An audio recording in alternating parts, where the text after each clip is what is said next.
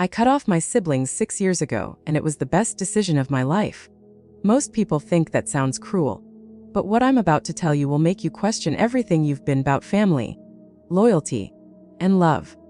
This isn't about punishment. It isn't about teaching anyone a lesson or making them feel the pain I felt. If revenge had been the goal, I would have stayed connected, kept arguing, kept reopening old wounds just to prove a point.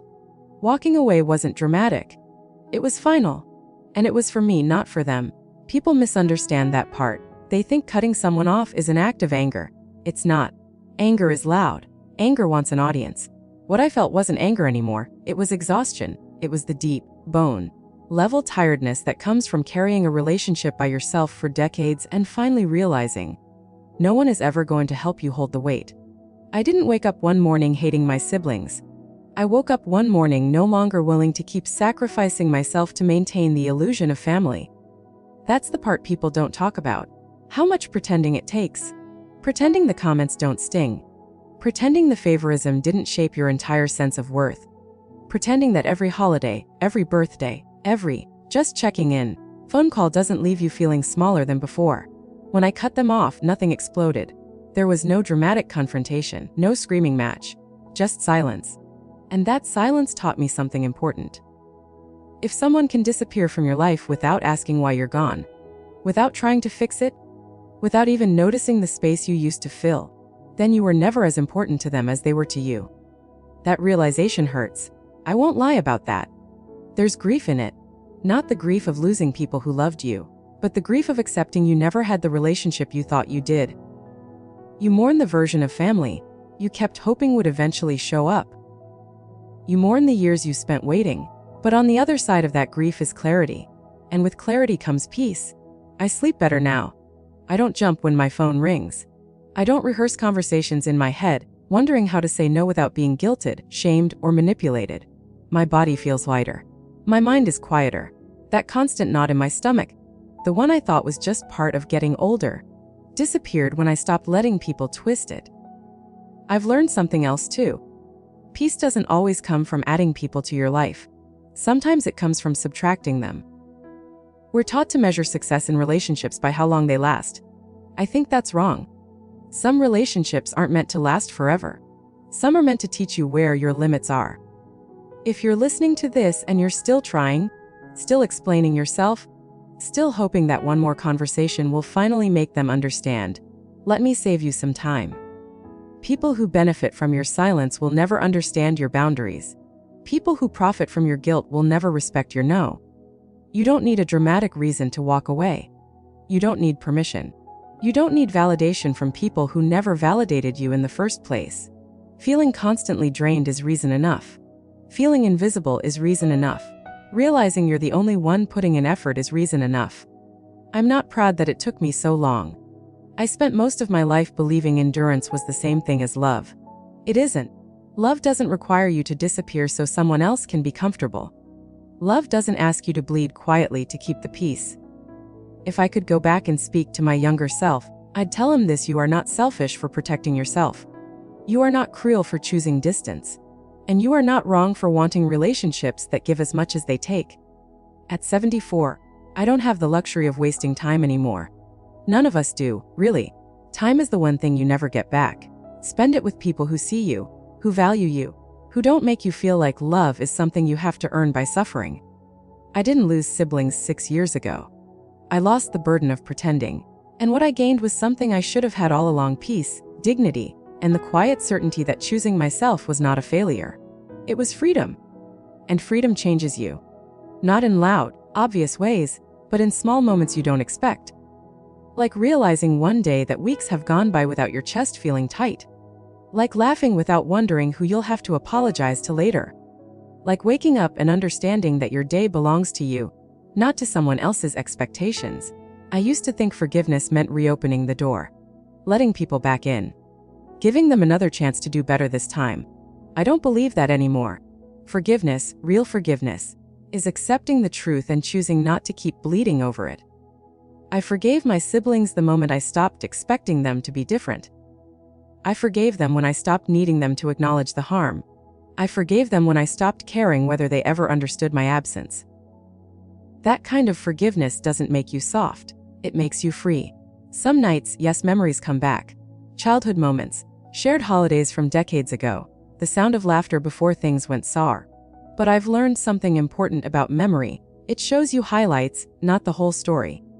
It doesn't show you the dismissive looks, the manipulation, the way you always felt like an afterthought. It doesn't show you the cost. And I remind myself of that when nostalgia tries to pull me backward. People ask me what I would do if one of them showed up at my door tomorrow. Older, softer, full of apologies. I've thought about that, not because I'm hoping for it, but because I'm honest with myself. And here's the truth: apologies without change are just noise. Regret without accountability doesn't rebuild trust. I'm not angry enough to slam the door, but I'm also not naive enough to reopen my life to people who spent decades proving who they are. Boundaries aren't walls. They're filters. They don't punish others. They protect you. I've built a quiet life now. It won't impress anyone on social media. No big family gatherings. No forced smiles for holiday photos. Just mornings with sunlight through the window, slow breakfasts, books I never had time to read, and conversations that don't leave me feeling small. My children call me more now. Real conversations. Honest ones. They've told me they admire the choice I made, even if it scared them at first. Maybe that's another gift of walking away. You teach the next generation that love shouldn't cost them their self-respect. If there's one thing I want to leave you with, it's this: you are allowed to outgrow people, even the ones who share your last name. You are allowed to stop explaining yourself. You are allowed to choose calm over chaos, even if it disappoints others. I didn't become harder when I cut my siblings off. I became softer with the people who deserved it. I became kinder to myself. And in the end, that's what matters. Because when your life finally gets quiet, when the noise fades and the guilt loosens its grip, you realize something powerful. Peace isn't empty. Peace is full. Full of breath. Full of clarity. Full of the kind of dignity no inheritance, no approval, no blood tie can ever give you. And I will choose that every single day I have left. And if you're wondering whether that peace lasts, whether it fades with time or cracks under doubt, let me tell you this: it settles in. It becomes part of you. It changes the way you walk through the world. You stop bracing yourself. You stop expecting the next disappointment. You stop confusing tension with connection. I used to think something was wrong with me because family gatherings exhausted me, because I felt relief when they ended. Now I understand my body knew the truth long before my mind was brave enough to accept it. Your body keeps the score. It knows when a relationship is costing you more than it's giving back. There's a strange moment that comes after you cut toxic people out of your life. It's not happiness right away. It's space, empty space. And that space can feel uncomfortable if you've spent a lifetime filling it with obligation and noise. But if you don't rush to fill it again, something beautiful happens. You start to hear yourself, your own thoughts, your own wants, your own values, unfiltered.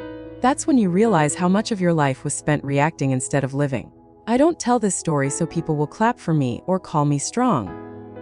I tell it because there's someone listening right now who feels trapped by a relationship they're told they're not allowed to leave. Someone who's been carrying guilt that doesn't belong to them. Someone who's been labeled difficult simply because they stopped accepting mistreatment. If that's you, let me say this as clearly as I can: you are not broken for wanting peace. You are not cruel for choosing distance. And you are not weak for walking away after trying for so long. The world will always have an opinion. Let it. Most people judge from the outside because they've never lived on the inside of your life. They didn't feel the anxiety. They didn't lie awake at night replaying conversations.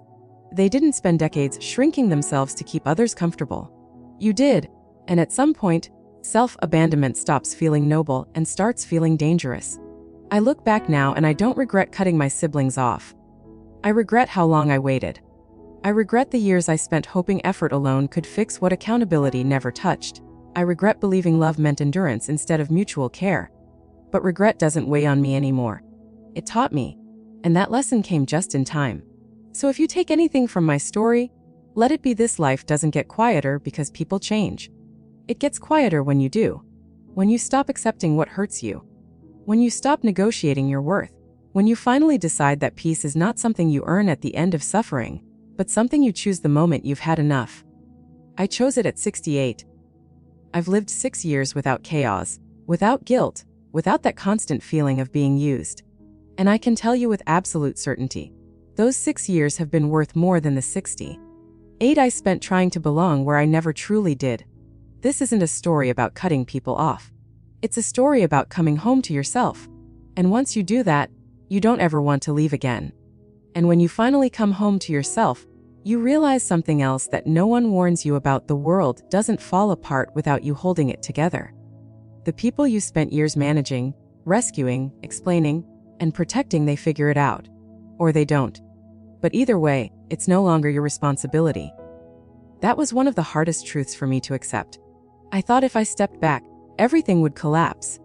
That I was the glue, the peacekeeper, the one who absorbed the tension so everyone else could stay comfortable. But when I walked away, life went on.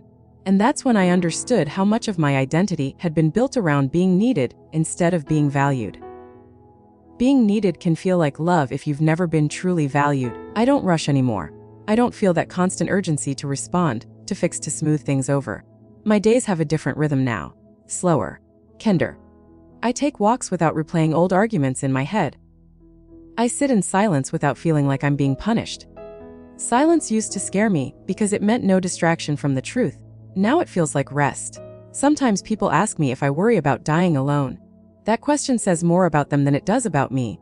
I don't feel alone. I feel at peace. I feel honest. I feel like the life I'm living now actually belongs to me.